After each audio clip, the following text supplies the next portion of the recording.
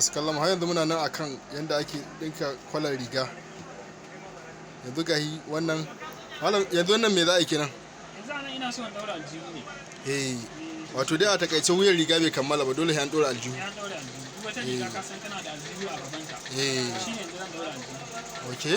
Muna buƙatar sanin inci ne za ka daura daga asalin kafaɗa ta zuwa ɗayin aljihu. To kaman ikon Allah ya danganta kuma da yanayin tsayin mutane. Haka ga wani bashi da tsayi, wani yana da tsayi. Wani yana da tsayi. Mutum mai tsayi ne za ka iya sa mai inci 10 har 11. Sannan mutum bai da tsayi za ka iya sa mai inci 10.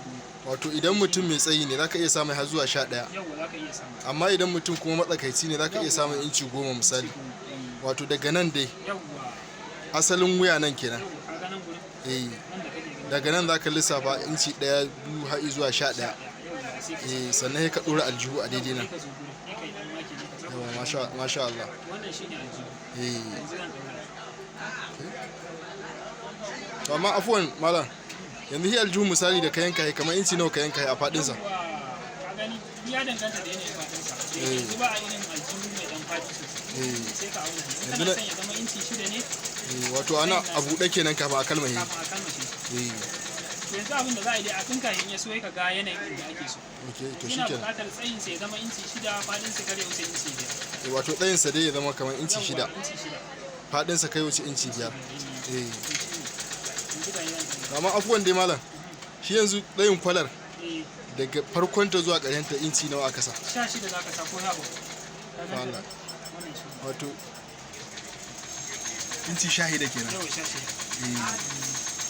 To kowace ce ake sa mata wannan shahidan ko kuma akwai bambanci tsakanin ta babba da ta karami? Akwai bambanci. Isa na gaya maka aljihu ma wajen daura ne. Wato dai gwargwadon akan duba tsayin mutum da kuma gwargwadon abin da ya kamata a dora mai. To yanzu kaga zan daura. Wato iya daidai ruwa daidai tsaki kenan. Yanzu haka zan daura. Masha Allah. Kana gani ba?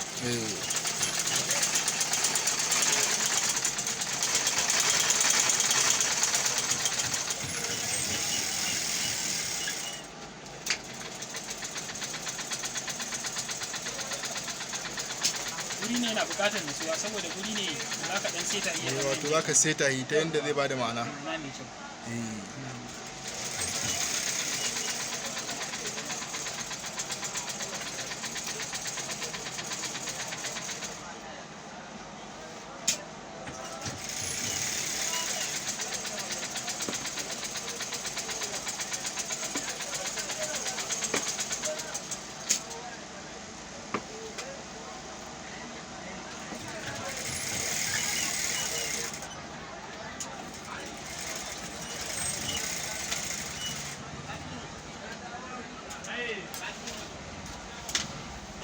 Kaga aljihu an gama. Allah, wato yanzu dai aljihu ya ɗoru.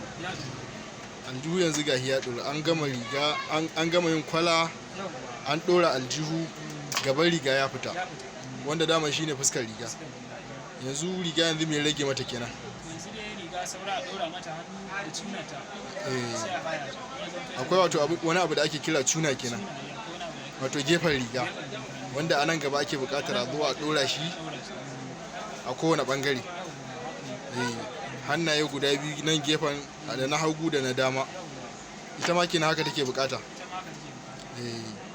To masu kallon mu kun ga yadda aka yi muka bi daki tun daga farkon yadda aka yanka wuyan rigar da yadda aka dora gurin riga har aka zo aka sa wannan ainihin kwalar riga, wanda kwala mun ga tana da bukatar steel kwala za a sa a ciki, a hima a dinka shi a ciki ta yadda za a zo a dora shi ya ba da ma'ana. Yanzu dai ga dai riga ta, wannan kwalar riga ta riga ta haɗu. Abin da ya rage sai ku ci gaba da biyo mu a cikin wannan channel mai suna NGRURU TV. Ku je ku danna mana subscribing, duk sanda muka dora wani sabon za ku gani. Assalamu alaikum wa rahmatullahi wa barakatuh.